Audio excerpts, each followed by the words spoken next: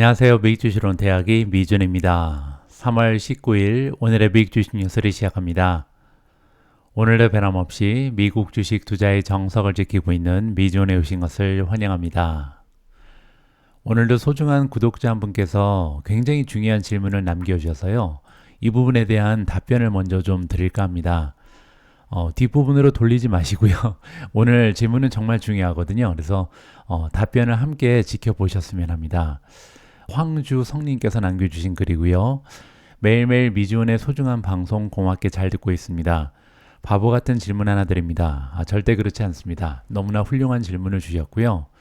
늘 하시는 말씀이 주식을 파고 살 때는 모멘텀을 보고 천장을 다지고 어깨쯤 왔을 때 팔라.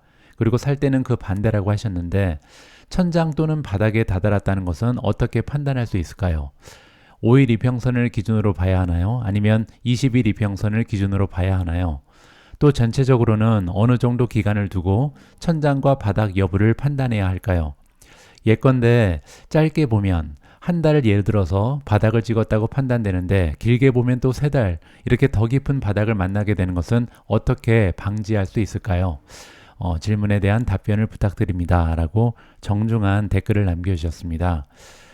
이 부분에 대해서 한 가지 좀 설명드릴 부분이 있는데요. 제가 최근에 모멘텀 얘기를 굉장히 많이 하잖아요. 저 역시도 미주온 채널을 4년간 운영을 하면서 뼈저리게 느꼈던 것이요. 이 추세라는 것을 무시하면 안 된다라는 교훈을 얻게 됐습니다. 그래서 이제 모멘텀 얘기를 자주 하다 보니까 어떤 분들은 그러면 주식을 자꾸만 사고 팔고를 4848이라 그러죠. 그래서 왜 이렇게 4848을 조장하느냐 이렇게 부정적으로 보시는 분들이 계신데요. 제가 말씀드리는 부분은 주식을 완전히 정리했다가 뭐 바닥에서 다시 사고 뭐 꼭지에서 팔고 이런 말씀을 드리는 게 아니고요. 각 종목에, 그러니까 우리가 가지고 있는 포트폴리오가 있잖아요. 이 포트폴리오 안에는 적어도 10개에서 20개 정도의 주식을 가지고 계실 겁니다. 그러면 각 종목이 가지고 있는 모멘텀이 다르잖아요. 이런 모멘텀에 따라서 주식의 비중을 조정하자, 즉 리밸런싱을 하는 것이 좋다, 이런 말씀을 드리는 겁니다. 뭐 가령 예를 들어서 작년 가을에 제가 테슬라의 모멘텀이 너무나 떨어지고 있어서 테슬라를 가지고 있던 분량에서 한 3분의 1 정도를 정리를 했잖아요. 그리고 그 돈으로 이제 자본이 우리가 무한정 있는 것이 아니기 때문에 아무래도 추세가 좋지 않은 주식을 정리를 해서 그 자본을 가지고 그때 제가 추가적으로 매수한 종목이 바로 슈퍼 마이크로 컴퓨터였습니다. 따라서 주식을 좀 우리가 가지고 있는 종목 여러 개를 보고요. 어떤 종목이 지금 가장 추세가 좋은지 따라서 추세가 떨어지는 종목을 조금 비중을 줄여서 그 자금으로 추세가 좋은 종목에 추가적으로 매수하는 것이 어떻겠는가 이런 말씀을 드리고 있는 겁니다. 이런 말씀을 드리면 주식을 이제 팔면 큰일 나는 것처럼 생각하시는 분들이 계신데요. 이거는 제가 예전에도 한번 말씀드렸는데 종목에 대한 그 조언들 그리고 시장에 대한 조언들을요. 우리가 가끔씩 혼동하는 경우가 있습니다. 저 역시도 여러분들께 이런 말씀을 많이 드렸죠. 우리가 개인 투자자로서 시장의 수익률을 이기지 못하는 가장 커다란 이유가 시장에서 자꾸만 빠져나가서다. 따라서 절대 미국 증시를 떠나면 안 된다. 이런 말씀을 많이 드린 바가 있습니다. 그 말씀을 제가 부인하는 것이 아니고요. 저 역시도 시장에서 빠져나가면 안 된다고 생각하거든요. 그 이유는 뭐냐면 시장에는 조정이 굉장히 자주 오죠. 1년에 2번 정도의 조정이 오는데요. 이 조정이 너무나 빨리 끝납니다. 제가 스파이를 가지고 잠깐 보여드리면요. 지금 S&P 500을 추종하는 스파이라는 ETF의 주가 차트에 와 있는데요. 작년에 우리가 2번의 조정이 있었죠. 여러분들 기억하실 겁니다. 2월 달에 갑자기 이제 주가가 떨어지면서 3월 중순에 이제 조정이 마무리가 됐는데요. 한 달 만에 이렇게 떨어지고 바로 반등을 해버리잖아요. 그리고 그냥 쭉 올라가 버립니다. 따라서 자칫했다가는 빠져나갔다가 다시 못 돌아오는 이런 경우가 있거든요. 그리고 작년 가을에 다시 한번 조정이 있었죠. 그때 7월 말부터 8월 초부터 조정이 시작돼서요. 11월, 10월 말까지 조정이 있었습니다. 근데 굉장히 짧죠, 이것도. 왜냐면 8, 9, 한 2달 반 정도 조정이 찾아왔다가 바로 반등을 해버리잖아요. 따라서 굉장히 조심할 필요가 있습니다. 따라서 시장의 타이밍을 맞추는 건 거의 불가능하다. 왜냐면 한 달, 두 달, 세 달 만에 바로 반등을 해버리기 때문에 빠져나가기보다는요, 내가 포트폴리오를 구성하고 있는 종목 중에서 어떠한 종목이 가장 많이 지금 떨어질 가능성이 있는지 이 부분을 살펴보고요. 그 중에서 모멘텀이 뛰어난 종목으로 자금을 이동하는 것이 타격을 줄일 수 있다. 그리고 나중에 주가가 상승할 때는요, 굉장히 신바람 나게 모멘텀이 좋은 종목이 더 달릴 가능성이 높다. 이렇게 우리가 정리를 해볼 수가 있는 거죠. 자, 그리고 한 가지 더 보여드릴 부분은 뭐냐면요, 주식시장을 봤을 때는, 따라서 시장은 이렇게 금방 반등을 해버리지만 종목은요, 상당히 모멘텀이 장기적으로 지속되는 경우가 많이 있습니다. 몇 가지 예를 보여드릴 텐데요. 우버의 주가 차트를 잠깐 보시죠. 자, 여기 보시면 바닥이 여기 있었죠. 2020년 3월 달에 바닥이 있었고요. 계속 올라가잖아요. 한참 올라갑니다. 2021년 4월까지 1년 정도 계속해서 상승 추세를 지켜내는 것을 볼 수가 있고요. 그리고 나서 이제 하락 추세가 나오는데 2021년 4월부터 언제까지 떨어지냐면요, 2022년 7월까지 떨어집니다. 따라서 1년도 넘는 굉장히 긴 기간 동안 하락 추세가 지속되죠. 그리고 나서 이제 2022년 여름부터 2024년까지 쭉 달리잖아요. 따라서 1년 넘게, 한 1년 반 정도 지속적으로 이런 상승 추세가 이어지는 것을 볼 수가 있습니다. 따라서 모멘텀에 충실해야 된다. 이 얘기는 뭐냐면요, 시장에 비해서 종목의 모멘텀은 굉장히 오랫동안 지속되거든요. 따라서 한 달 정도 급등했다, 두 달 정도 급등했다고 우리가 주식 투자를 포기하면 안 된다는 얘기죠. 왜냐하면 1년 이상 달릴 수 있는데 초반에 한 달, 두 달 올라갔다고 그 주식을 매수하지 않는다면요, 남아있는 거의 1년 가까운 기간 동안 추가적으로 달리는 것을 놓칠 가능성이 있습니다. 한 가지 예를 더 보여드리죠. 테슬라도 마찬가지죠. 여기 보시면요, 뭐 한번 올라갈 때 1년 이상 올라가잖아요. 2019년부터 2021년 초까지 계속해서 상승하는 것을 볼 수가 있고요. 떨어질 때도 마찬가지입니다. 2021년 11월부터 언제까지 떨어지냐면요, 2022년 12월까지 떨어졌습니다. 1년 넘게 하락 추세가 지속된 거죠. 그리고 올라갈 때도 마찬가지죠. 한 7개월, 9개월 정도 올라가는 것을 볼 수가 있습니다. 그리고 이번에 떨어지는 추세도 마찬가지로 굉장히 오랫동안 지속이 되고 있잖아요. 따라서 시장에 비해서 종목의 추세는 굉장히 장기간 지속된다는 것을 우리가 살펴볼 수가 있습니다. 자, 그리고 또 한 가지 우리가 모멘텀에 신경을 써야 되는 이유는 뭐냐면요, 계속해서 올라가는 경우가 있거든요. 슈퍼 마이크로 컴퓨터가 대표적인 예죠. 2023년 초부터, 작년부터입니다. 따라서 계속해서 1년 넘게, 지금 1년 반 동안 쉬지 않고 계속해서 올라가는 경우입니다. 따라서 이런 주식을 놓치지 않기 위해서는요, 모멘텀에 따라서 투자하는 것이 굉장히 중요하다.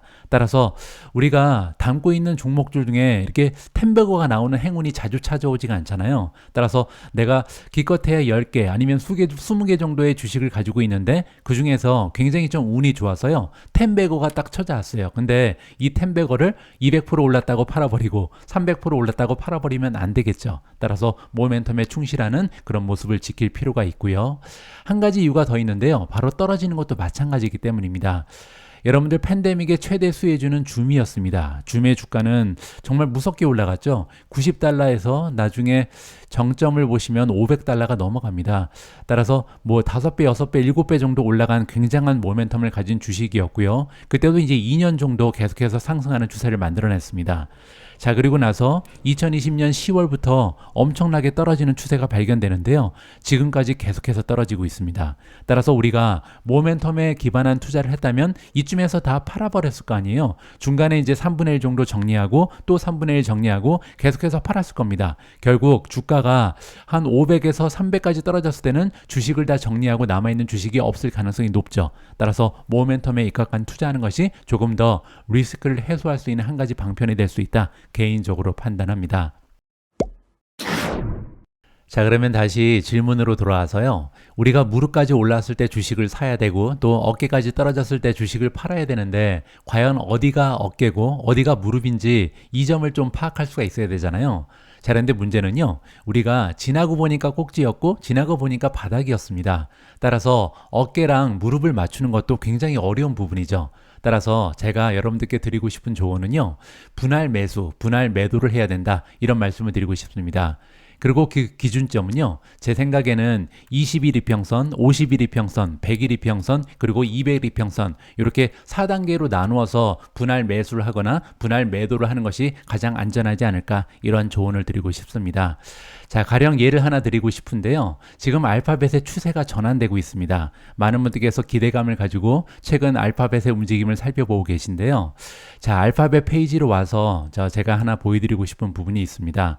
자, 여기에서 시킹 알파는요, 굉장히 좀 유용한 툴 하나를 제공하고 있는데 어드밴스라는 탭이 있습니다. 따라서 서머리 페이지에서 어드밴스를 클릭하시면요, 굉장히 좀 향상된 버전의 주가 차트가 나오거든요. 그리고 이 부분에서 가장 아래쪽을 보시면요, 여기 차트 바이 트레이딩 뷰라는 게 있습니다. 여기를 한번 클릭해 보시면요, 새로운 창이 등장을 합니다.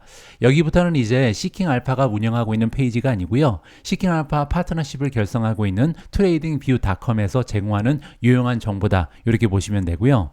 자, 여기에 여러 가지 탭이 있죠. 그 중에서 테크니컬즈를 클릭하시면 됩니다.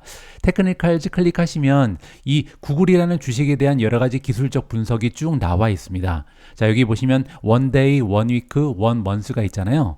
자, 이 중에서 원 데이라는 것은 지금 가장 최근의 거래일에서 나타나는 현상을 보고 기술적인 분석을 한 거고요. 과거 일주일간의 현황, 그리고 과거 한 달간의 현황을 보고 우리가 이 주식의 모멘텀을 확인해 볼 수 있는 겁니다. 자, 보시는 것처럼 구글 같은 경우는요, 과거 하루 동안도 그렇고 지금 일주일 그리고 한 달 동안도요, 굉장히 좋은 기술적인 현상이 나타나고 있습니다. 따라서 바이, 매수 시점이다, 이렇게 지금 지표가 얘기를 해주고 있잖아요. 자, 이러한 바이 의견이 제시된 이유가 두 가지로 나누어지는데요. 첫 번째는 무빙 에버리지, 우리가 보통 이동 평균선이라고 부르는 거고요. 또 한 가지는요, 주식을 분석할 때 여러 가지 보조 지표가 있습니다. 이러한 보조 지표들이 지금 현재 중립을 가리키고 있다, 이렇게 지금 정리가 나오고 있는 거죠. 자, 밑으로 내려가면요, 이 두 가지의 평가가 뭐를 기반으로 나왔는지 쭉 설명이 되고 있습니다. 뭐 가령 예를 들어서 보조 지표 중에 하나는 우리가 잘 알고 있는 지표가 나오죠. Relative Strength Index가 있는데요. Relative Strength Index는 여러분들 잘 알고 계신 것처럼 70 이상으로 올라가면 과매수다, 그리고 30 이하로 떨어지면 과매도잖아요. 지금 현재 구글 같은 경우는 64.46을 가리킵니다. 따라서 중립이죠. 하지만 어제 방송에서 제가 말씀드린 것처럼 50을 넘어가는 게 긍정적이다. 왜냐면 지금 현재 모멘텀이 뛰어나기 때문에 시장 평균인 50보다 상대적으로 강세가 있다, 이렇게 우리가 설명을 해볼 수가 있는 거거든요. 따라서 이 부분은 긍정적으로 해석이 가능한 거죠. 그 밑에 보시면요, 스토카스틱이라는 게 있습니다. 이거 역시도 추세를 알아보는 건데요. 80 이상으로 올라가면 과매수다라고 원래 평가를 합니다. 여기는 지금 중립으로 나와 있는데 원래는 80 이상이면 이 Relative Strength Index가 70 이상으로 올라간 거랑 같은 효과가 있다. 따라서 이거 역시도 50 이상이면 긍정적인데 지나치게 80 이상으로 지나치게 올라가면 그건 부정적으로도 해석이 가능하다, 이렇게 볼 수가 있는 거고요. 자, 다음은 코모디티 채널 인덱스라는 게 있는데요. 이거 역시도 마찬가지입니다. 100 이상으로 올라가면 좀 지금 굉장히 뜨겁다, 이렇게 볼 수가 있는 거고요. 이거는 마이너스 100 이하로 떨어지면 지금 현재는 지나치게 과매도됐다, 이렇게 우리가 해석을 해볼 수가 있죠. 자, 이 지수 같은 경우는 지금 셀이 나와 있는데요. 왜냐하면 100 이상으로 올라갔기 때문에 조금 너무 뜨겁다, 이렇게 지금 설명을 해주고 있는 거죠. 자, 이런 식으로 여러 가지 보조 지표를 다 합쳐 보니까 지금 현재 중립이 나온다, 이렇게 보시면 되고요. 오른쪽에는 스트롱 바이, 강력 매수가 나오잖아요. 그 이유는 뭐냐면 구글의 현재 주가가 147.68을 가리키고 있습니다. 어제 급등을 했죠. 자, 그러면서 지금 현재 10일 이평선, 20일 이평선, 30일 이평선, 50일, 100일, 200일 다 지금 주가가 그 위로 올라가 있습니다. 따라서 모든 지표가 바이를 가리키고 있죠. 따라서 이동평균선을 기준으로 했을 때는 굉장히 좋은 기술적인 분석의 결과가 나온다. 따라서 15가지 중에 14가지의 지표가 바이를 가리키고 있다, 이렇게 긍정적으로 해석이 가능합니다. 자, 여기에서 제가 아까 말씀드린 것처럼 어깨에서 팔고 또 무릎에서 사기 위해서는요, 이러한 20일 이평선, 그리고 50일 이평선, 100일 이평선, 200일 이평선을 기준으로 이 부근에서 매수나 매도를 실행했으면 좋겠다, 이렇게 설명을 마무리해 드릴 수가 있을 것 같습니다. 자, 앞에서 기술적인 지표를 살펴봤더니 구글 같은 경우는요, 이제 조정이 마무리가 되고 어느 정도 주가의 흐름이 상승세를 타고 있다, 이렇게 정리가 가능하잖아요. 자, 어제 급증세를 보인 종목이 하나 더 있는데요. 바로 테슬라입니다. 테슬라의 주가는 6.3%나 급등을 했거든요. 따라서 그러면 테슬라도 이제 매수 시점이 찾아왔나? 이제 무릎까지 올라왔나? 한번 확인을 해 봐야겠죠. 자, 아까 말씀드린 것처럼 테슬라의 페이지에 오셔서 여기 어드밴스 탭을 클릭하시면요, 바로 밑에 여기 차트 바이 트레이딩 뷰가 있습니다. 여기로 이동을 해보죠. 자, 아까처럼 테크니컬을 클릭하시면요, 같은 지표를 확인해 보실 수가 있습니다. 자, 그런데 테슬라 같은 경우는 약간 다른 지표가 나오죠. 아까 구글 같은 경우는 강력 매수가 나왔었는데요. 지금 테슬라 같은 경우는 하루의 거래일을 봐도 셀이 나오고요. 원위크로 바꿔도 셀, 그리고 원먼스로 바꿔도 역시 매도 의견이 제시되고 있습니다. 자, 이러한 의견이 나오는 이유는요. 지금 양쪽 다 스트롱 셀, 그리고 셀이 제시되고 있잖아요. 자, 특히 이평선을 보시면요. 대부분의 이평선이 아직까지는 마이너스를 보이고 있습니다. 현재 주가가 173.80에 머물러 있기 때문이죠. 따라서 아까 말씀드린 것처럼 20일 이평선, 50일 이평선, 100일 이평선, 200일 이평선을 돌파할 때 조금씩 무릎이라고 생각하고 분할 매수를 하는 게 좋다. 이렇게 말씀드렸는데요. 제가 볼 때는 아직까지는 테슬라는 조금은 더 기다려 봐야겠다. 조금 더 주가 흐름이 강력한 모습을 보일 때 그때 들어가도 늦지 않는다. 개인적으로 판단을 하고 있습니다. 자, 그리고 오늘은 한 가지 질문을 잠깐 더 소개해 드리도록 하겠습니다. 서희초이라는 아이디를 쓰시는 분이고요. 감사합니다. 시킹알파 툴 질문을 드리고자 합니다. 월가의 평균 프라이스 타겟은 알겠는데 핀비즈에서는 각각의 월가의 타겟 가격 변화를 볼 수 있는데요. 시킹알파에서도 볼 수 있는지요? 라고 질문을 남겨주셨습니다. 자, 제가 답변을 드렸죠. 시킹알파에서는 목표 주가가 아닌 애널리스트의 레이팅이 변화하면 알려주는 기능이 있습니다. 이 부분에 대해서 잠깐 설명을 드리면요. 자, 여러분들 테슬라에 많이 투자하고 계시잖아요. 테슬라 페이지로 오셔서 여기 보시면 종 모양이 있습니다. 여기를 클릭하시면요. 테슬라 종목의 변화가 있었을 때 알람을 받을 수 있는 기능이 설정되어 있거든요. 자, 두 가지의 타입이 있습니다. 하나는 가격이고요. 따라서 내가 원하는 가격까지 주가가 떨어지거나 올라가면 나한테 알람을 달라. 이렇게 요청할 수가 있는 거고요. 또 한 가지는 레이팅입니다.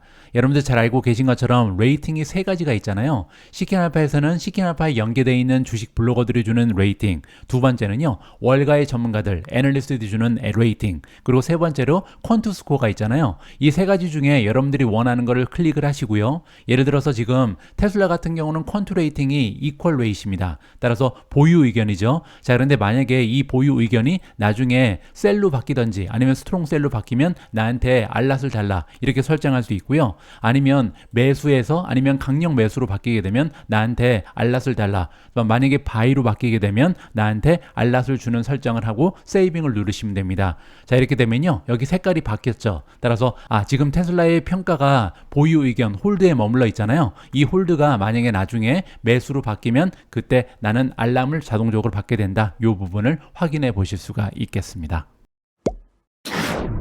오늘도 미국 증시의 시황부터 정리해 보도록 하겠습니다. 제가 어제 방송에서 이번 주에는 굵직굵직한 이벤트가 두 가지 마련되어 있다. 그리고 이 두 가지의 카탈리스트가 시장을 심하게 요동치게 할 것이다. 이렇게 예측을 했었는데요. 어제 말씀드렸던 첫 번째 카탈리스트는 긍정적인 부분이죠. 엔비디아의 GTC 행사가 기체가 됐습니다. 따라서 엔비디아를 위시한 AI 관련주가 굉장히 좋은 추세를 만들어낼 가능성이 높다. 자, 하지만 부정적인 카탈리스트가 남아있는데요. 바로 수요일날 발표된 점도표입니다. 물론 이제 점도표가 우리의 예상과 달리 좋은 추세를 만들어낼 가능성도 있습니다. 하지만 제가 보기에는요. 부정적인 느낌의 점도표가 발표될 가능성이 조금 더 높지 않을까 저는 개인적으로 그렇게 생각을 하거든요. 자, 어쨌든 어제 같은 경우는 이제 GTC 행사가 시작이 되면서 전반적으로 푸른색이 적색을 누르는 굉장히 좋은 추세가 발견이 됐습니다. 자, 하지만 그럼에도 불구하고 어제 시장에서 두 가지 정도 부정적인 느낌이 있는데요. 첫 번째는 뭐냐면 엔비디아의 주가가 0.7% 올라가는데 그쳤다는 부분입니다. 따라서 굉장히 커다란 행사가 있었음에도 불구하고 이미 주가에 이러한 긍정적인 부분이 다 반영이 돼 있었다. 이렇게 우리가 결론을 내볼 수가 있는 거고요. 두 번째로 부정적인 부분은 뭐냐면요. 어제 주가의 흐름입니다. 자, 스파이에 들어와 있습니다. 스파이는 이제 S&P 500을 추종하는 그런 ETF라고 보시면 되고요. 어제 0.59% 스파이가 올라갔는데요. 자, 이렇게 보면 잘 모르시고요. 제가 어드밴스를 좀 클릭해 보도록 하겠습니다. 자, 주가의 차트를 1일로 바꾸면요. 자, 보시는 것처럼 어제 초반에 굉장히 강력한 장세가 펼쳐졌거든요. 그런데 가면 갈수록 이러한 모멘텀이 약화되면서 주가가 많이 떨어지면서 마감이 됐습니다. 따라서 초반에 강세장이 왔었는데 이걸 지켜내지 못했다. 이렇게 부정적으로 해석이 가능한 거죠. 따라서 오늘 장을 한번 지켜봐야 될 것 같습니다. 이러한 긍정적인 추세를 지켜낼 수 있을지 기대감을 가져보고요. 자, 어쨌든 어제 다우존스는 0.2% 상승하면서 마무리가 됐고요. S&P 500은 플러스 0.63, 나스닥은 0.82% 올라가면서 가장 좋았습니다. 어제 나스닥의 상승 추세를 주도했던 성장주의 이름을 살펴보시면요. 앱러빈이 7.95% 올라가면서 가장 좋았고요.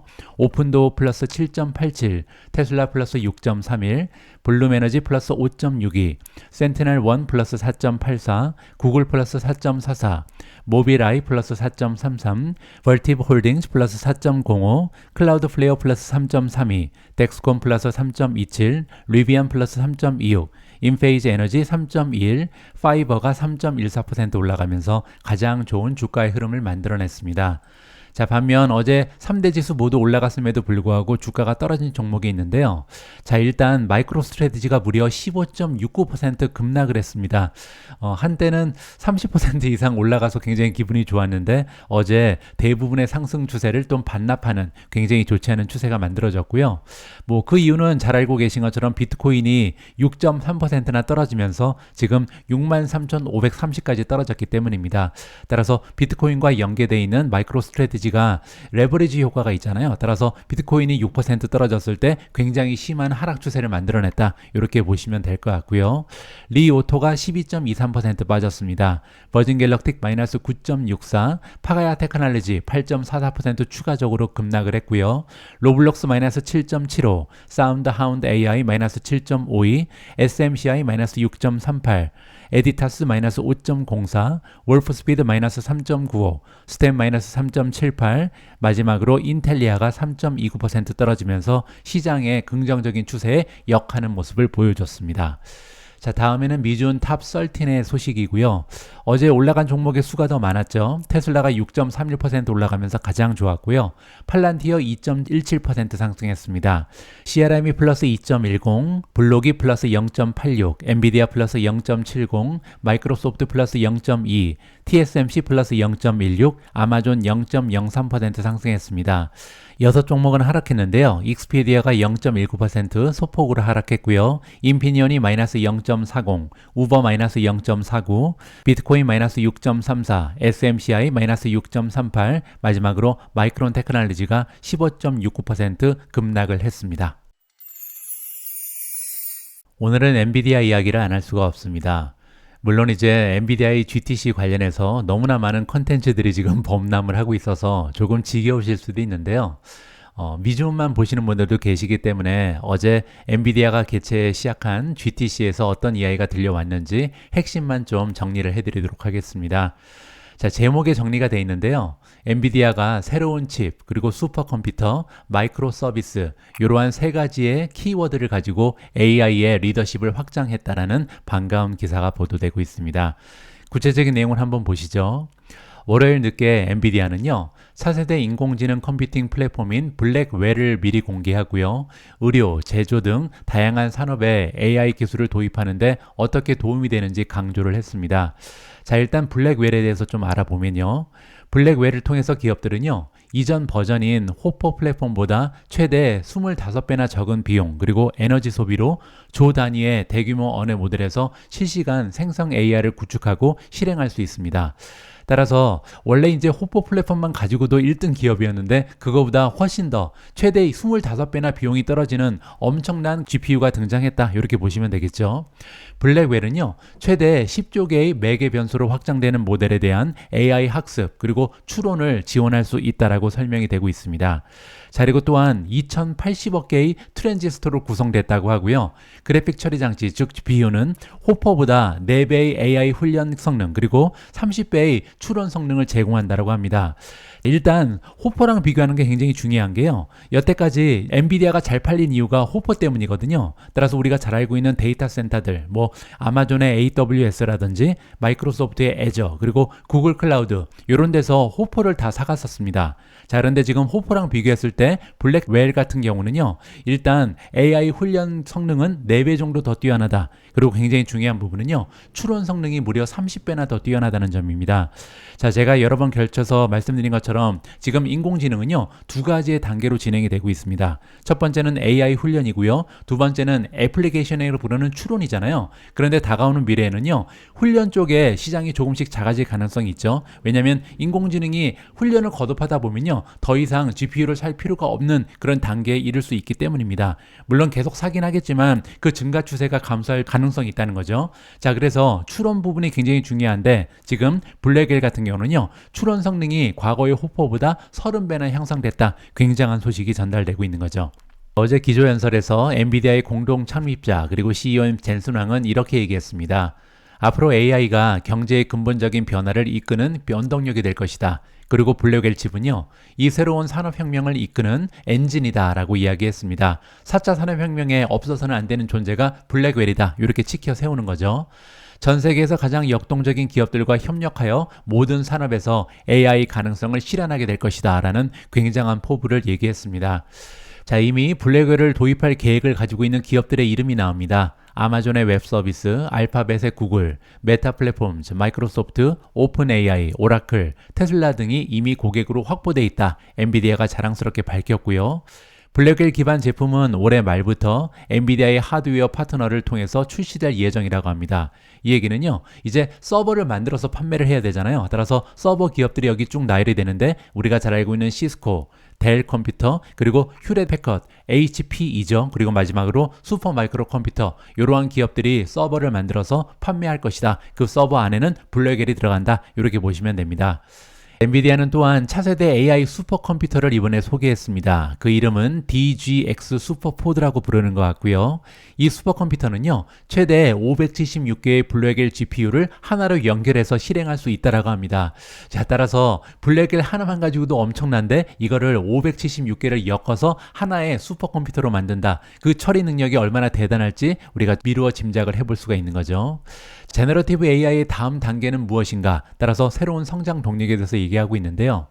엔비디아는 GTC에서 오늘날의 다중모두 생성형 AI 이후에 다음 세대에 대해서 이야기를 하고 있다. 자, 다중모두 생성형 AI는요, 영어로 멀티모달 제너러티브 AI라고 부르는데요. 자, 이게 무슨 얘기냐면 인공지능이 생성하기 위해서 여러 가지 데이터를 흡수를 하잖아요. 이 데이터가 굉장히 여러 가지 모드가 있다는 얘기입니다. 예를 들어서 텍스트, 사진, 비디오 가리지 않고 대부분의 데이터를 흡수해서 생성해 할 수 있다. 이것이 우리가 흔히 얘기하는 제너러티브 AI다. 이렇게 설명이 가능하고요. 자, 이러한 단계 다음에는 뭐가 기다리고 있을까? 이러한 질문을 우리가 할 수 있는데요. 다음 단계는 다양한 공급업체의 AI 시스템 그리고 대규모 언어 모델을 결합하는 기능이라고 합니다. 자, 엔비디아는 이러한 단계를 전문가들의 혼합이다 이렇게 부르고 있고요. 따라서 세상에는 엄청나게 다양한 여러 가지 역할을 하고 있는 AI 시스템이 있는데요. 이걸 하나로 묶어주는 역할을 엔비디아가 할 수 있다 이렇게 얘기하는 거죠. 자, 그리고 또 한 가지 굉장히 중요한 부분이 나오는데요. AI의 또 다른 새로운 부분은 엔비디아의 추론 마이크로 서비스라고 얘기합니다. 영어로 엔비디아즈 인퍼런스 마이크로 서비스 NIM이라고 부르는 거고요. 쉽게 얘기해서 아까 제가 말씀드린 것처럼 훈련 다음 단계가 추론이잖아요. 애플리케이션에 이용할 수 있는 소프트웨어를 이번에 출시했다. 이렇게 보시면 됩니다. 자, 이러한 마이크로 서비스는 개발자들이 독점 그리고 맞춤형 모델을 사용해서 코파일럿 또는 AI 비서를 신속하게 생성하고 배포할 수 있게 도와주는 소프트웨어다. 이렇게 보시면 되겠죠. 엔비디아는요, 기업이 지적 재산에 대한 완전한 소유권 그리고 통제권을 유지하면서 이 얘기는 각 기업들이 가지고 있는 고유적인 데이터들이 있잖아요. 이러한 데이터는 완전히 유지를 하고 소유하고 통제를 할 수 있다. 이렇게 얘기하는 거고요. 그리고 나서 자체 플랫폼 내에서 애플리케이션을 제작하는 데 사용할 수 있는 수십 개의 엔터프라이즈급 제너러티브 AI 마이크로 서비스를 출시한다. 이렇게 발표를 했습니다. 자, 마이크로 서비스가 굉장히 여러 개가 있다고 얘기하는데요. 이 얘기는 뭐냐면 여러 가지 다양한 템플릿이 있다는 겁니다. 따라서 각 기업들이 가지고 있는 어떠한 형태라든지 비즈니스 모델이 다 다르잖아요. 그러면 각자가 가지고 있는 비즈니스 모델에 따라서 적정한 템플릿을 가져다가 쓰면 된다. 이렇게 이해가 가능하겠죠. 새로운 엔비디아의 제너러티브 AI 마이크로 서비스에 가장 먼저 액세스한 기업, 따라서 최초의 고객사들이 열거가 되고 있는데요. 대부분 다 애플리케이션 기업들 아니면 데이터 기업, 사이버 보안 플랫폼 제공 업체라고 합니다. 자, 여기에 포함되는 기업들의 이름은요, 어도비가 나오고요, 케이던스 디자인 시스템, 그리고 크라우드 스트라이크, 캐티 이미지, SAP, 서비스나우, 셔터스톡 이런 종목들이 지금 새롭게 엔비디아의 제너러티브 AI 마이크로 서비스의 고객사다 이렇게 보시면 되겠죠. 자, NIM에 대해서 조금 더 우리가 살펴봐야 될 것 같은데요. 기존 엔터프라이즈 플랫폼 기업들은 제너러티브 AI 공동 파일럿으로 전환할 수 있는 데이터의 금강 위에 앉아 있다라고 젠순왕이 얘기했습니다. 자, 엔터프라이즈 플랫폼 기업들이 가지고 있는 가장 커다란 장점이 사실 데이터잖아요. 가장 커다란 예가 우리가 얘기하는 구글이라든지 메타 플랫폼, 그리고 이제 아마존 같은 기업이요. 플랫폼 기업의 대명사입니다. 우버도 마찬가지죠. 자, 이런 기업들은 엄청나게 다양한 데이터를 확보하고 있고요. 이 데이터를 가지고 다양한 비즈니스 모델에 적용하는 그런 모습을 이미 보여주고 있습니다. 자, 그런데 문제는요, 이런 대기업들 말고 작은 기업들 중에서도 플랫폼 기업이 많이 있잖아요. 그런데 이런 플랫폼 기업은 이런 메가테크 기업들에 비해서 기술력이 떨어지기 때문에 자체적으로 이런 데이터를 활용할 수 있는 능력이 떨어질 수 있죠. 자, 이런 기업들을 대상으로 해서 새롭게 만든 소프트웨어가 바로 NIM이다. 엔비디아의 인퍼런스 마이크로 서비스다. 이렇게 이해하시면 될 것 같습니다. 자, 따라서 파트너 에코시스템과 함께 만들어진 이러한 컨테이너된 AI 마이크로 서비스는요, 모든 산업 분야의 기업이 AI 기업으로 거듭나기 위한 기본 요소가 될 것이다. 자, 그리고 또 젠슨왕에 따르면요, NIM 마이크로 서비스를 통해서 개발자들은요, AI 서비스 배포 시간을 몇 주에서 몇 분으로 단축할 수 있다고 합니다. 엄청난 이야기가 나오는데요. 그냥 이게 아까 제가 말씀드렸을 때 인공지능을 활용할 수 있는 템플릿이다 이렇게 말씀드렸잖아요. 원래는 데이터가 있다고 해도 여기에 이 데이터를 활용하기 위해서 AI를 구축하기 위해서는요, 몇 주에서 몇 달까지 걸릴 가능성이 있습니다. 자, 그런데 이제는요, 맞춤형 템플릿이 존재하기 때문에 그냥 가져가서 너희들이 가지고 있는 데이터를 가지고 활용하면 된다. 그냥 몇 분 만에 세팅이 가능하다. 이렇게 얘기를 하는 거죠. 자, 이 부분에서 저는 한 가지 생각이 들었는데요. 이렇게 되면 팔란티어랑 약간 느낌이 비슷해 보인다. 그렇잖아요. 팔란티어가 예전에 몇 주에서 몇 달 동안 이 테크니션이 상주를 하면서 그 기업이 가지고 있는 데이터를 활용할 수 있는 소프트웨어를 만들어주는 이런 역할을 했었습니다. 그런데 최근 들어서 인공지능 AIP가 도입이 되면서 기간이 상당히 짧아졌죠. 몇 시간 만에 새로운 프로그램을 뚝딱뚝딱 만들어줄 수 있다. 이렇게 얘기를 하고 있잖아요. 그게 이제 부트캠프죠. 자, 그런데 이런 부트캠프의 효율적인 모습을 이제 NIM, 엔비디아가 구성한 새로운 소프트웨어가 같은 모습을 보이고 있다. 개인적으로 판단하고 있습니다. 따라서 팔란티어랑 엔비디아가 엄청난 경쟁 기업이 되는 것이 아닌가 이렇게 우리가 이해를 해볼 수가 있겠죠. 자, 이 서비스는 NIM은요, 언어, 음성, 신약 개발과 같은 도메인에 대한 업계 표준 애플리케이션 프로그래밍 인터페이스 API를 제공해서요, 개발자들이 자체 인프라에서 안전하게 호스팅되는 독점 데이터를 사용해서 AI 애플리케이션을 신속하게 구축할 수 있는 것을 지원한다. 방금 전에 제가 설명드린 부분이고요. 고객사들은요, 마이크로소프트의 애저 AI, 구글의 쿠버네티스 엔진, 아마존의 세이지 메이커에서 NIM 마이크로 서비스에 액세스할 수 있다고 합니다. 이 얘기도 굉장히 중요한데요. 고객사에 따라서 어떤 기업들은 마이크로소프트의 애저에다가 데이터를 저장해 놓는 기업이 있을 거고요. 어떤 기업은 구글의 고객이겠죠. 또 어떤 기업은요, 아마존의 AWS를 이용할 겁니다. 그런데 세 가지 기업 다 우리는 함께 일한다. 따라서 여러분들의 데이터가 어디에 있건 우리의 엔비디아 NIM을 이용할 수 있다. 이렇게 이야기를 하고 있는 거죠. 이번에 AI 우드스톡으로 불리는 GTC 2024에는요, 30만 명 이상이 직접 혹은 가상으로 참가 등록을 할 것으로 예상된다라고 합니다. 이 부분이 굉장히 무서운 부분이죠. 엔비디아는 이미 엄청나게 거대한 생태계를 구축해 놨습니다. 이 안에는요, 엔비디아의 GPU를 이용을 해서 여태까지 개발을 해왔던 엄청난 개발자들이 포함이 되죠. 따라서 다가오는 미래에도요, 계속해서 엔비디아의 GPU를 이용하는 이런 개발자들이 많은 애플리케이션을 만들어낼 거고요. 이런 애플리케이션이 계속해서 발전하면서 인공지능의 추세는 결국 엔비디아의 발전과 연결이 된다. 이렇게 우리가 좀 희망적으로 해석을 해볼 수가 있겠습니다. 자, 마지막으로 한 가지만 첨부해드리면요, 이번에 휴머노이드 로봇을 위한 AI 소프트웨어도 출시를 했습니다. 엔비디아는 또한 휴머노이드 로봇을 위한 범용 기반 모델인 프로젝트 그루스를 발표했거든요. GR00T가 약자고요. 지금 풀어서 여기 나와 있는데요. 제너럴리스트 로봇 00 테크놀로지입니다. 뭐 제가 이름만 보고 좀 판단을 해보면요, 제너럴리스트니까 한 가지의 목적이 아니라 범용으로 사용할 수 있다. 그리고 이제 00는 뭐냐면요, 이제 시작에 불과하다. 이렇게 지금 이야기를 한다고 볼 수가 있겠죠. 자, 그룹 기반 로봇은 자연어를 이해하고요, 인간의 행동을 관찰하면서 움직임을 모방하도록 설계됐다. 이렇게 지금 이야기가 나옵니다. 또한 현실 세계를 탐색하고 적응하며 상호작용하기 위해서 조정력, 손재주, 그리고 기타 기술을 빠르게 배울 수 있는 능력이 있다고 하고요. 따라서 이번에 GTC 기조연설에서 다양한 작업을 수행하는 여러 가지의 로봇을 선보였다고 합니다. 자, 이 밑에 보시면요, 테슬라를 제외한 대부분의 로봇 기업이 다 파트너십을 결성했습니다. 따라서 다가오는 미래에는요, 휴머노이드 로봇이 이 세상에 찾아올 텐데 이 시대가 와도요, 결국은 수혜주는 엔비디아다, 그리고 테슬라다, 이렇게 두 종목 정도로 우리가 압축을 해볼 수가 있을 것 같습니다. 인공지능 이야기를 하는 김에 이번에는 팔란티어로 넘어갑니다. 최고의 펀드 매니저 한 명이요, 이번에 팔란티어를 강추하고 있는데요. 그의 논리를 한번 들어보면 좋을 것 같습니다. 브라이언 스터틀랜드라는 전문가가 등장하고요. 이 전문가에 따르면 팔란티어 주식은 유망한 AI 투자며 이 분야의 한 코너에서 존재감 있는 기업이 될 것이다 라고 추켜 세우고 있습니다. 모닝스타에 따르면요, 스터틀랜드는 지금까지 옵션 거래 펀드 중 상위 5%에 속하는 올해 최고의 성과를 거둔 내셔널 에퀴티 아모르 펀드를 운영하고 있는 굉장히 능력 있는 전문가다, 이렇게 보시면 될 것 같습니다. 그들은 정부를 위해 사이버 보안 그 이상의 일을 하고 있다. 그리고 팔란티어는요, AI 분야에서 매우 창의적으로 변하기 시작했다라고 스터틀랜드가 얘기합니다. 실제로 2월 달에 팔란티어의 CEO 알렉스 카프는요, 주주들한테 이런 얘기를 했습니다. 미국에서 대규모 언어 모델에 대한 수요가 계속 끊기지 않고 있다. 팔란티어는 인공지능 플랫폼 AIP를 확장해 왔으며, 카프는요, 작년에 이 기술로 약 600건의 파일럿 테스트를 수행했다라고 이야기했습니다.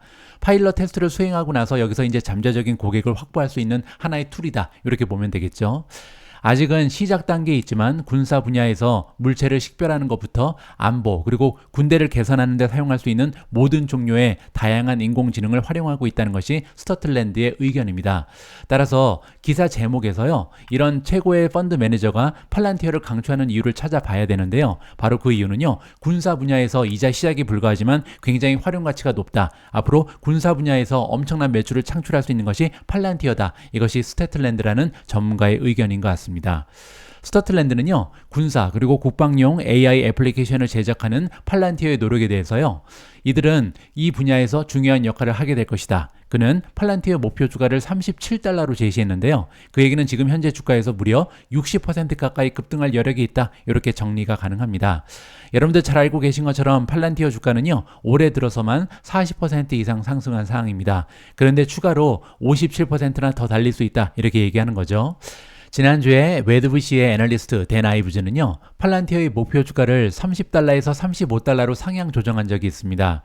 그때 뭐라 그랬냐면요, 최근 현장에서 팔란티어를 확인해 봤는데 많은 미국 기업들이 아티피셜 인텔리전스 플랫폼 AIP 기반을 인공지능 사용 사례의 발판으로 인식하고 있다, 이렇게 판단이 들었다고 합니다. 이 얘기가 뭐냐면요, 아까 제가 말씀드린 것처럼 데이터를 가지고 있는 플랫폼 기업은 정말 많습니다. 뭐 굳이 플랫폼 기업이 아니더라도 자체적으로 고객 데이터라든지 여러 가지 비즈니스에 도움될 수 있는 유용한 정보를 가진 기업들은 많이 있겠죠. 자, 그런데 일부 메가테크 기업들을 제외하고는요, 자체적으로 인공지능을 만들어서 이러한 데이터를 활용해서 비즈니스를 향상시킬 수 있는 능력이 없습니다. 따라서 도움을 받아야 되는데요, 이러한 도움을 줄 수 있는 하나의 플랫폼이 AIP다, 즉 팔란티어다, 이렇게 인식하는 기업들이 많이 있다는 거죠. 자, 하지만 이 부분은요, 방금 전에 우리가 살펴본 엔비디아랑 경쟁이 심화될 것 같습니다. 엔비디아 역시도 단 몇 분 만에 가지고 있는 데이터를 이용할 수 있는 애플리케이션을 꾸며줄 수 있다, 이렇게 지금 주장을 하고 있잖아요. 따라서 AIP랑 지금 엔비디아의 새로운 소프트웨어가 엄청난 경쟁을 벌일 가능성이 있다, 개인적으로 판단합니다.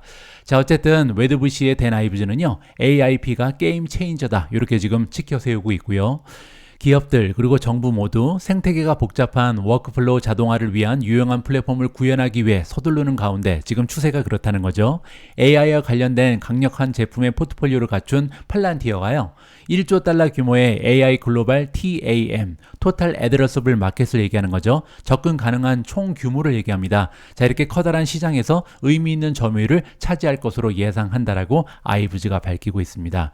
그리고 이 중에서 상당 부분은 또 엔비디아가 가져갈 가능성이 높다, 이렇게 우리가 마무리를 하면 좋을 것 같습니다. 다음에는 바람잘 날 없는 테슬라 관련된 소식입니다.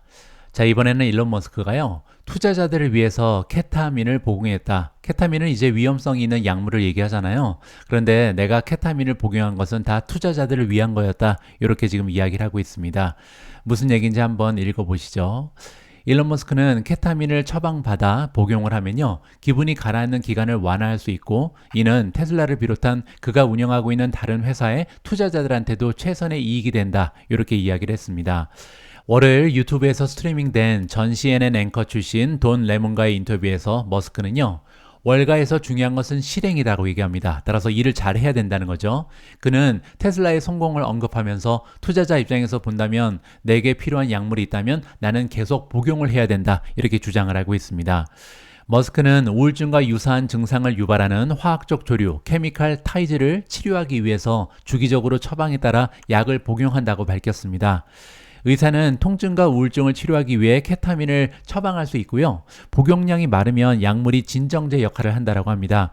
하지만 환각을 유발할 수 있고 과다 복용하면 의식을 잃고 호흡이 위험할 정도로 느려질 수 있다. 미국의 마약 단속국은 경고를 하고 있고요. 여러분들 기억하실 겁니다. 지난 1월 달에 월스트리트저널이 보도한 내용에 따르면요, 테슬라와 스페이스X 최고 경영자 임원들이 머스크의 오락용 마약 사용에 대해서 우려하고 있다. 이러한 보도 내용이 있었거든요. 하지만 그때 머스크는 약물 검사에 실패한 적이 없다. 그리고 자신의 X 소셜 네트워크에 올린 게시물에서요, 내가 무엇을 하던 계속해야 한다. 나는 치료의 목적으로 이러한 약물을 복용하는 것이다. 이렇게 답을 한 적이 있습니다. X는 인터뷰 이후 레몬과의 파트너십 계획을 취소했습니다. 인터뷰가 마음에 안 들었던 거죠. 레몬은 머스크가 머스크의 케타민 사용에 대한 질문을 포함해서 자신의 질문이 마음에 들지 않았다. 이렇게 밝힌 바가 있고요. 머스크는 당시 X에 올린 게시물에서 기본적으로 CNN이지만 소셜미디어에 불과하다. 이렇게 얘기하면서 돈 레논 쇼의 접근 방식이 마음에 들지 않았다. 이렇게 밝힌 바가 있습니다.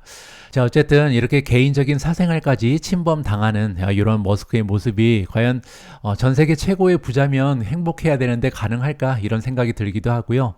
또 한 가지, 이렇게 약물이 없으면 정상적인 생활이 불가능할 정도로 좀 어려운 상황이구나. 어떻게 보면 약간 측은한 느낌이 들게 하는 이런 기사 내용이었습니다. 다음에는 메타 이야기를 좀 해볼까 합니다. 메타 플랫폼즈의 주가 흐름이 정말 대단합니다. 지난 1년 동안 151%나 주가가 상승을 했고요.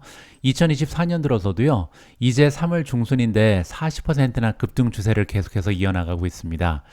자, 지금 메타 플랫폼즈의 기술적 분석은 어떤지 한번 살펴보시죠.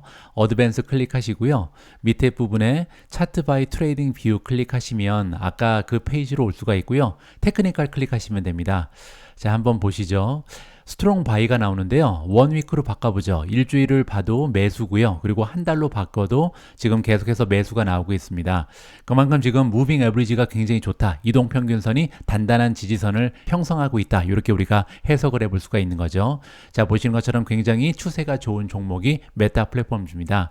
자, 최근에 메타 플랫폼즈의 추세가 이렇게 좋은 이유를 이번 기사를 통해서 잠시 점검을 해볼 수가 있을 것 같은데요.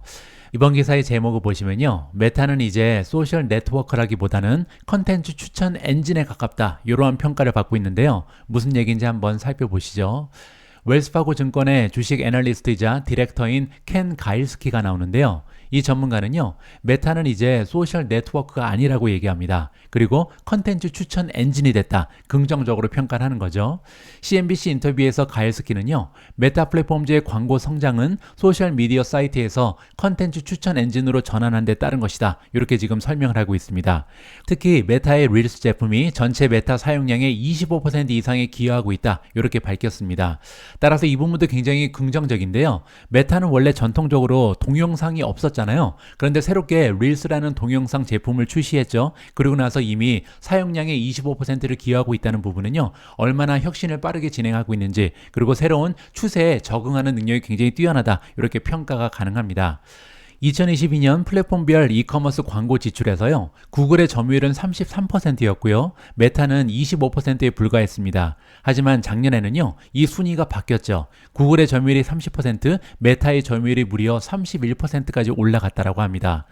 가일스키에 따르면요, 지난 몇 년 동안 우리가 목격했고 2023년 하반기와 2024년에도 계속 나타나는 현상은요, 메타가 시그널을 재구축했다는 점이다. 메타는요, 사용자의 행동을 이해하고 광고를 최적화하는 데 사용하는 머신러닝 프로세스의 인프라에 대해서 설명하고 있습니다. 사용자를 타겟팅하고요, 대화를 유도하고 방대한 잠재 고객을 지속적으로 활용할 수 있는 능력 면에서 메타는 업계의 최고다. 자, 여기 나와 있는 것처럼 메타는 시그널을 재구축했다. 이 얘기는요, 우리가 원하는 광고가 바로바로 뜬다는 얘기입니다. 따라서 우리의 행동을 가장 잘 이해하고 거기에 최적화된 광고를 제공하는 기업이 바로 메타다. 따라서 광고주 입장에서는요, 다른 곳에 광고하는 것보다 메타 플랫폼주가 구축해 놓은 플랫폼에 광고를 하면요, 훨씬 더 효과가 좋다는 거죠. 그렇기 때문에 최근 분기에서도 성장률이 20%를 넘기고 있잖아요. 엄청난 성장 추세를 계속해서 지키는 것이 메타 플랫폼주입니다. 그렇기 때문에 이제 더 이상 소셜 네트워크가 아니라 컨텐츠 추천 엔진이 되고 있다. AI의 새로운 수혜주가 되고 있다. 이렇게 얘기하는 거죠. 가에스키는 또한 메타의 지속적인 참여도 성장 기회를 보고 있다고 합니다. 메타 플랫폼즈는요, 이미 엄청난 가입자를 확보한 상황입니다. 따라서 이용자의 수는 엄청나죠. 이제 중요한 것은요, 이렇게 광대한 사용자의 수 중에 얼마나 많은 사람들이 지속적으로 참여를 할 것인가, 이 부분을 증가시켜야 되는데요, 여기에도 성장 기회가 많이 있다는 거죠. 자, 특히 2021년, 2022년 틱톡한테 많은 참여자를 뺏겼는데요. 자, 이런 부분을 되찾을 가능성도 있다. 특히 최근에 틱톡 같은 경우는 이제 정치적으로 굉장히 어려운 상황을 겪고 있잖아요. 따라서 틱톡의 입지가 좁아지면 좁아질수록 메타 플랫폼주는 수혜주가 될 수 있다. 이 부분도 우리가 참고할 필요가 있을 것 같습니다. 오늘 마지막으로 준비된 기사는 비트코인 관련된 소식이고요. 스탠다드 차터드에서 이번에 비트코인의 목표 가격을 15만 달러로 상향 조정했습니다. 어떠한 얘기인지 한번 들어보시죠. 스탠다드 차터드의 디지털 자산 연구 책임자 제프 캔드릭이 나오는데요. 월요일에 고객들한테 보낸 메모에서 비트코인의 궤적에 대한 이미 높은 추정치를 추가적으로 상향 조정한다. 이렇게 밝혔습니다. 지금까지 ETF 유입 자금이 비트코인 가격에 더 빠르게 유입된 것을 감안해서 오랫동안 유지해온 가격 추정치를 10만 달러에서 15만 달러 수준으로 올린다. 무려 50% 상향 조정한 거죠. 그리고 이번에 이렇게 50%나 비트코인의 목표 가격을 상향 조정한 이유는 역시 현물 ETF의 등장입니다. 제가 몇 번 설명드린 것처럼 현물 ETF는요, 우리 투자자들이 만약에 ETF에 투자를 하게 되면요, 이 ETF를 운영하고 있는 기업 입장에서는 계속해서 비트코인을 사야 됩니다. 따라서 실제적으로 수요가 급등할 가능성이 높다. 이렇게 기대를 해볼 수가 있는 거죠. 자, 15만 달러면요, 비트코인의 사상 최고가가 7만 4천 달러거든요. 따라서 사상 최고가에 비해서도 2배 이상 되는 금액이다. 이렇게 정리가 가능하고요. 지금 현재 비트코인이 6만 3,200까지 떨어져 있습니다. 따라서 만약에 올해 말까지 15만 달러까지 올라갈 수 있으면요, 지금 현재 주가에서 무려 2.3배 이상, 2.4배까지도 가능하다. 이렇게 긍정적으로 계산이 가능합니다. 그만큼 이번에 새롭게 비트코인 ETF가 엄청난 영향력을 발휘할 것이다. 이렇게 예측을 하는 거죠. 자, 실제 이번에 비트코인 ETF는요, 1월 출시 이후에 투자자들로부터 수십억 달러를 끌어모으고 있습니다. 팩트셋에 따르면요, iShares 비트코인 트러스트 IBIT라는 ETF고요. 블랙록이 운영하고 있는 그런 ETF죠. 자체적으로 이미 120억 달러 이상을 모금한 것으로 나와 있습니다.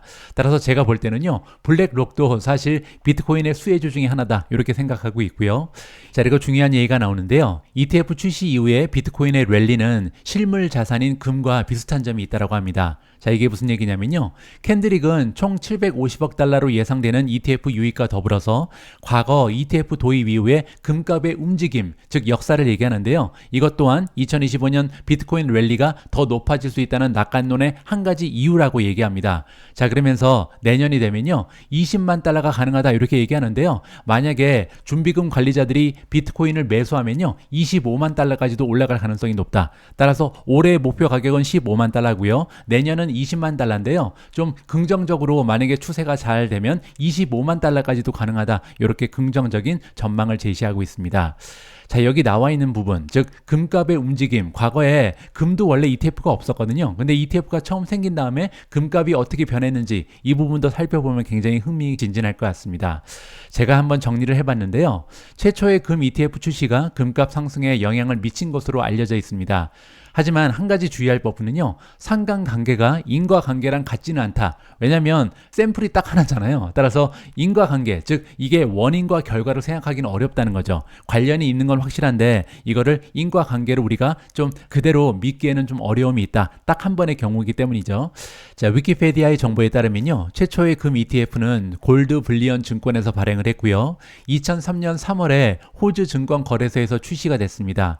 당시 금 가격은 온스당 332달러였고요. 그리고 미국에서는요. 2004년 11월에 더 잘 알려진 스파이더 골드 쉐어즈, 티커네임은 GLD고요. 지금도 활발하게 거래가 되고 있는 ETF죠. 미국의 최초 금 현물 ETF가 바로 GLD라고 합니다. 자, 그리고 중요한 점은요. 당시의 금 가격은 온스당 700달러였다고 합니다. 자, 이렇게 되면요. 2003년 3월에 이제 호주에서 가장 최초의 ETF가 출시가 됐잖아요. 그리고 나서 1년 반 정도가 지났는데 금 가격은 무려 700까지 올라가 있었습니다. 따라서 ETF가 출시된 이후에 금 가격은 크게 상승했다. 2004년 700달러였던 금 가격은요. 향후 4년간 2배 이상 상승을 거듭했고요. 2011년 8월까지는 무려 3배 이상 상승했다고 합니다.